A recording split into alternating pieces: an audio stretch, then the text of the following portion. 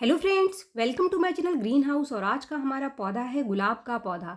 गुलाब के पौधे के ऊपर ज़्यादा से ज़्यादा बेसल शूट्स आपको कैसे मिलेगी, इसके साथ ही हर आने वाली नई ब्रांच के ऊपर आपको कलियां और फूल कैसे लेनी है, वो कौन सा काम आपको करना है जिससे कि आपके पौधे के ऊपर जितनी भी ब्रांच निकल करके आए सबके ऊपर कलियां और फूल बने।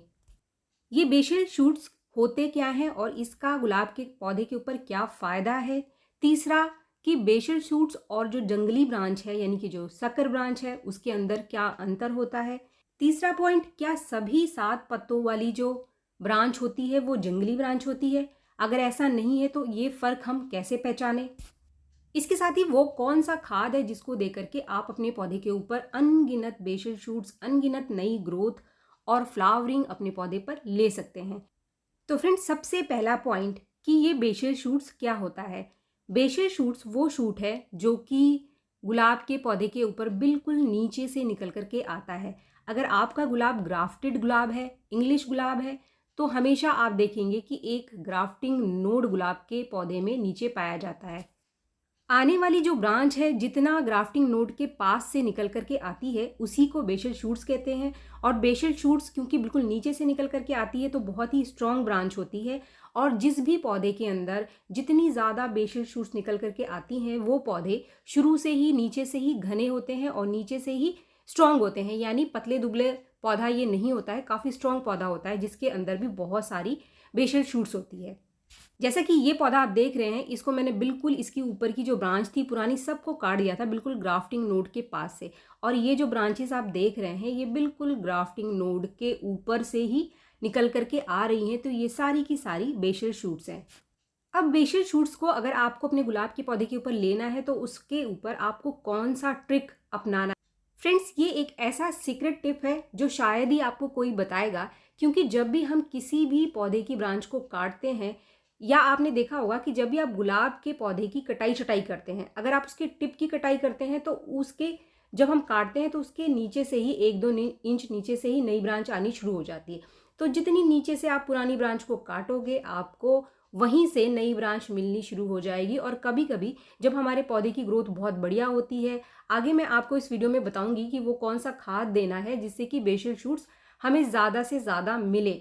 लेकिन पहले इस ट्रिक को अगर आप जान लेंगे कि जितनी सही तरीके से आप अपने पौधे की प्रूनिंग करेंगे, जितनी पुरानी ब्रांच को निकालेंगे, आपको उतनी ही नई ब्रांच अपने पौधे के ऊपर मिलेगी। इसके बाद दूसरा पॉइंट है, ज़्यादा से ज़्यादा बेसल शूट्स लेने के लिए अगर आप अपने पौधे की हार्ड प्रूनिंग नहीं करते हैं, नीचे से ब्रांच को आपको नहीं काटना है, तो लगातार इसकी टिप प्रूनिंग आप ज़रूर करते रहें। ऊपर से 2-3 इंच जो टिप है इसकी ब्रांचेस को, इसको अगर आप काटते रहेंगे तब भी जो ग्रोथ हार्मोन है वो एक्टिवेट होता है और पौधा ज़्यादा से ज़्यादा बेसल शूट्स निकालने के लिए पौधे को एक्टिवेट करता है, उसको फोर्स करता है। तो इसीलिए टिप प्रूनिंग भी पौधे के अंदर आप लगातार करते रहें। जैसे जैसे आप टिप प्रूनिंग करते रहेंगे आपके पौधे की ग्रोथ उतनी ही ज़्यादा बढ़ती चली जाएगी।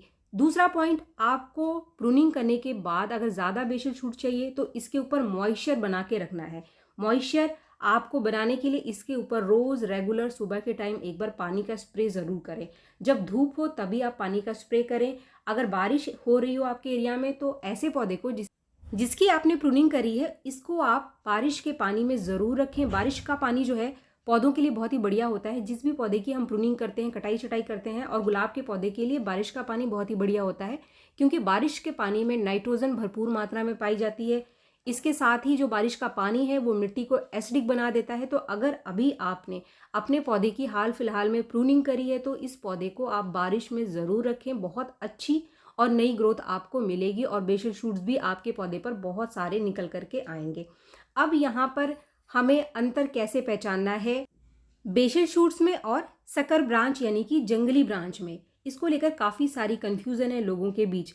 अगर आपका गुलाब ग्राफ्टेड है, अगर आप इंग्लिश गुलाब ले रहे हैं तो इसमें ग्राफ्टिंग नोड ज़रूर होगा। ग्राफ्टिंग नोड के जो नीचे की ब्रांच होती है वो जंगली ब्रांच होती है। हमेशा हाइब्रिड गुलाब को जंगली ब्रांच के ऊपर ग्राफ्ट करके ही बनाया जाता है। तो इस एरिया में यानी ग्राफ्ट के नीचे जितना भी एरिया है आपका, उसके नीचे से जो निकलने वाली ब्रांच है इसमें बहुत सारे कांटे होते हैं, उसकी पत्तियां भी ज़्यादा होती हैं। तो ऐसी ब्रांच को हम जंगली ब्रांच या सकर ब्रांच कहते हैं, जैसे कि इस पौधे में मैं आपको दिखा रही हूँ। इसका ग्राफ्टिंग नोड काफ़ी ऊपर है और जो ये ब्रांचेस नीचे दिखाई दे रही हैं आपको, ये सीधे मिट्टी से निकल करके आ रही हैं, ये हैं जंगली ब्रांच। तो इनको हमें हमारे पौधे में नहीं रखना है, इनको आप निकाल दीजिए। कभी कभी क्या होता है कि जो ग्राफ्टिंग नोड है वो बहुत नीचे होता है और उसके पास से बेसल शूट्स निकल करके आते हैं, तो उनको आप पहचानना सीखें। जो जंगली ब्रांच है उसकी जो पैटर्न है वो अलग ही होता है, उसमें बहुत ज़्यादा कांटे होते हैं। इसके बाद तीसरा पॉइंट, क्या हमारे पौधे के अंदर निकलने वाले सभी 7 पत्तों वाली जो ब्रांच है वो जंगली ब्रांच होती है? तो ऐसा बिल्कुल भी नहीं है। ग्राफ्टिंग नोड के नीचे से आने वाली 7 पत्तों वाली ब्रांच ही जंगली ब्रांच होती है। अगर आपके ग्राफ्टिंग नोड के ऊपर से कोई ब्रांच निकल करके आ रही है और उसके अंदर 7 पत्ते हैं, कभी कभी तो 9 पत्ते भी होते हैं, अगर पौधे की ग्रोथ बहुत अच्छी है, तो ऐसी जो ब्रांच होती है ये असली ब्रांच है, ये जंगली ब्रांच नहीं है। काफ़ी सारे जो मिनिएचर रोज होते हैं, जैसे कि ये देख रहे हैं आप, ये है बटन रोज। इसमें बहुत सारी अच्छी ग्रोथ है और इसमें ऊपर की जो ब्रांचेस हैं, इसमें बहुत सारे ऐसे ब्रांचेस हैं जिसमें बहुत सारे पत्ते 7 हैं, 9 पत्ते हैं। तो इस पौधे की ग्रोथ बहुत अच्छी होने की वजह से है। बहुत सारे जो बटन रोज की वैरायटी होती है उसको कटिंग से भी लगाया जाता है। तो अगर आपका कोई बटन रोज कटिंग से लगाया हुआ है तो ब्रांच कहीं से भी निकले, मिट्टी से निकले, वो जंगली ब्रांच नहीं होती है, असली ब्रांच होती है। तो इन सब चीज़ों का फ़र्क आपको पहचानना सीखना है और ये धीरे धीरे हमें आ जाता है। इसके साथ ही अगर आपके पास देसी गुलाब का पौधा है तो देसी गुलाब में कभी भी जंगली ब्रांच नहीं होती है, क्योंकि जो सभी देसी गुलाब के पौधे हैं वो कटिंग से ग्रो किए जाते हैं। इसके साथ ही अगर आपने कोई हाइब्रिड गुलाब की कटिंग लगाई है, आपकी कटिंग लग गई है, तो इंग्लिश गुलाब अगर कटिंग से लगाया गया हो तो उसके अंदर भी कभी भी जंगली ब्रांच नहीं होती है, क्योंकि हमने यहाँ पर किसी भी जंगली ब्रांच का इस्तेमाल किया ही नहीं है। कटिंग को लगाते समय हमने सिर्फ मेन ब्रांच से कटिंग ग्रो करी है। तो ऐसे पौधे के अंदर जंगली ब्रांच की संभावना हो ही नहीं सकती। जैसे कि ये पौधा आप देख रहे हैं, ये दोनों पौधे ही मैंने कटिंग से ग्रो करे हैं। ये हाइब्रिड गुलाब के पौधे हैं। ये वाला जो पौधा आप देख रहे हैं, ये 2 साल हो चुका है इसको ग्रो किए हुए मुझे। ये हाइब्रिड गुलाब का पौधा है, काफ़ी बढ़िया ग्रोथ है इसकी। तो इसके अंदर हमें जंगली गुलाब की ब्रांच कभी भी नहीं मिलेगी। काफ़ी सारे लोगों के सवाल होते हैं कि क्या हाइब्रिड गुलाब को हम कटिंग से ग्रो कर सकते हैं? तो बिल्कुल आप 101% कर सकते हैं। जो मैंने पीछे आपको पौधे दिखाए वो पुराने थे और ये जो देख रहे हैं आप, ये कुछ नए कटिंग थी जो मैंने अभी इस सीज़न में ही ग्रो किया है। तो फ्रेंड्स, ये तो थे कुछ ट्रिक्स और कुछ ऐसे जो जानकारी मैंने आपको दी है। इसके ऊपर काफ़ी सारे कमेंट्स आ रहे थे, 7 पत्तों के ऊपर, बेसल शूट्स के ऊपर और सकर ब्रांच के ऊपर, तो इसीलिए डिटेल में मैंने ये चीज़ें आपको बताई। अब अगर हमें अपने पौधे के ऊपर बेसल शूट्स लेने हैं तो और कौन सी कंडीशन होनी चाहिए? सबसे पहले तो जिस भी मिट्टी में आप गुलाब के पौधे को लगाते हैं, मिट्टी की ड्रेनेज अच्छी होनी चाहिए। मिट्टी बहुत ज़्यादा सख्त नहीं होनी चाहिए। बहुत ज़्यादा मिट्टी अगर सख्त होती है तो पौधे में कम ब्रांचेस निकल करके आती है, क्योंकि जो जड़ें हैं वो कम ग्रोथ करती हैं। दूसरा पॉइंट, पौधे को आप इस समय धूप में ज़रूर रखें। अगर आपके एरिया का जो टेम्परेचर 30 डिग्री से नीचे है तो अभी आप इसको पूरे दिन की धूप में रखें। इसके बाद वो कौन सा खाद है जो पौधे के अंदर ग्रोथ के साथ, बेसल शूट्स के साथ फ्लावरिंग की संख्या को भी बढ़ाएगा और जिससे पौधे को बहुत अच्छी मात्रा में फास्फोरस, पोटाशियम और नाइट्रोजन मिल जाएगी, क्योंकि ये जो चीज़ें हैं वो पौधे में ज़्यादा से ज़्यादा बेसल शूट्स लेने के लिए चाहिए।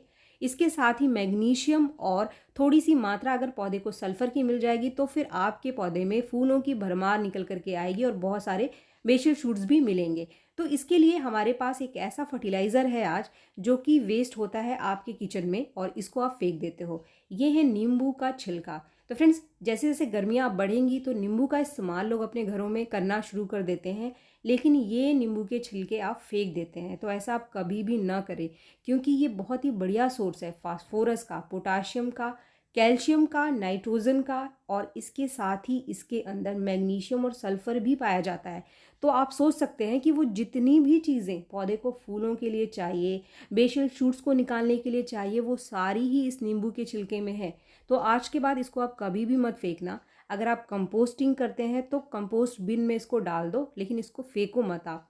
इसको सुखा करके आप इसका पाउडर बना कर भी पौधों में इस्तेमाल कर सकते हैं। यानी किसी भी तरीके से आप करें, इसका इस्तेमाल पौधों में करके आप भरपूर फ्लावरिंग ले सकते हैं। इसको बनाने के लिए सबसे आसान तरीका है कि आप इसके छोटे टुकड़े कर लो और किसी भी कंटेनर में, किसी भी प्लास्टिक के डिस्पोजेबल ग्लास में आप इसको भिगो करके 1 दिन के लिए रख दो। ये जो मैंने लिया था ये सिर्फ 1 नींबू का छिलका था और इसको लगभग आधा लीटर गर्म पानी में भिगो करके मैं रख दूंगी। कम से कम 1 दिन के लिए आप इसको भिगो करके रख दीजिए। अगर आप चाहें तो 1 से ज़्यादा दिन के लिए भी इसको पानी में भिगो करके रख सकते हैं, लेकिन जब आप डाइल्यूट करोगे इसको, यानी जब इसके अंदर पानी मिलाओगे, तो पानी की मात्रा आपको थोड़ी और बढ़ानी पड़ेगी। ये 1 दिन बाद मैं इसका इस्तेमाल अपने पौधे के अंदर कर रही हूँ।